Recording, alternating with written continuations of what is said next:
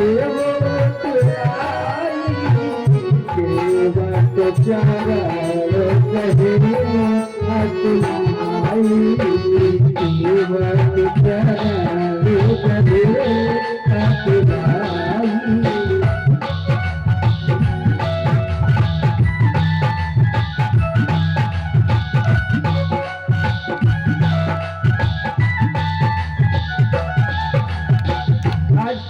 चरणों में गिर गया और कहा प्रभु आज मुझे प्राप्त क्या नहीं प्राप्त हुआ, मेरे तो जन्मों की दरिद्रता जल करके नष्ट हो गई।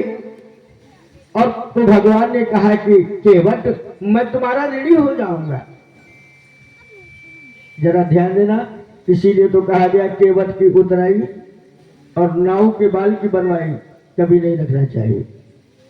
लेकिन आजकल ऐसा होती कहा, पहले एक ड्रम का पुल बना था सई नदी में अर्गोपुर के सामने, और जब वहां लोग जाते थे तो ये ड्रम तो वाला पुल बाद में बना, पहले नौका से पार करता था नाविक। तो नौका में साइकिल भी रखे उसकी और उसको भी बिठाए, और जब ले जाके बीच नदी में पहुंचे नाव तो कहा भैया पैसे उतराई दो। कहा तुम जान दिलाए हम 10 रुपये फलाने घर जा रहे हैं। ये धमकी भी दी जाती थी, पैसा भी नहीं दिया जाता था। और जबकि केवट की उतराई नहीं रखना चाहिए। प्रेमी सज्जनों, आज भगवान ने बार बार कहा केवट मैं तुम्हारा ऋणी हो जाऊंगा। कहा प्रभु ऋणी तो तब हो जाओगे क्योंकि हम आप तो एक ही जाति के हैं ना। केवट ने लक्ष्मण ने सोचा अब ही तक रिश्तेदारी थी, अब एक जाति में मिलाए रहो। केवट ने और ताजी कर दी, कहा प्रभु आपसे हम उच्च हैं, आप हमसे निम्न हैं। लक्ष्मण ने कहा भैया इससे पूछ लो, ये हमसे बड़ा कैसे, हम छोटे कैसे, और एक जाति कैसे है। राम ने कहा भैया केवट ये बताओ हमारी तुम्हारी एक जाति कैसे हुई।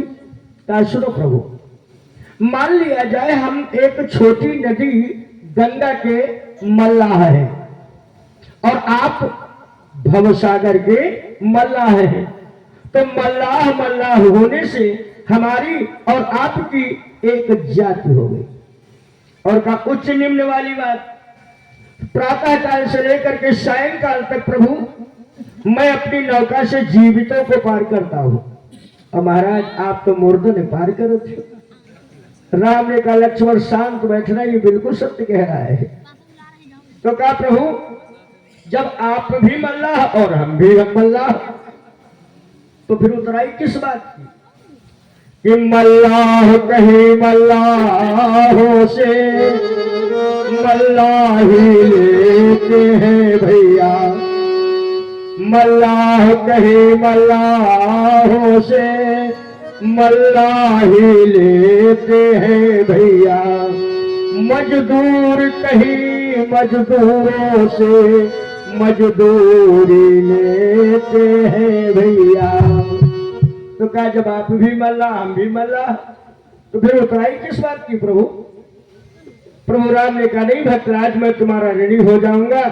केवट ने कहा प्रभु अगर ऋणी समझ रहे हो तो एक काम करना, क्या कि फिरती बार मोहि जो देवा, मोहि जो देवा, सौ प्रसाद में सिर धर लेवा।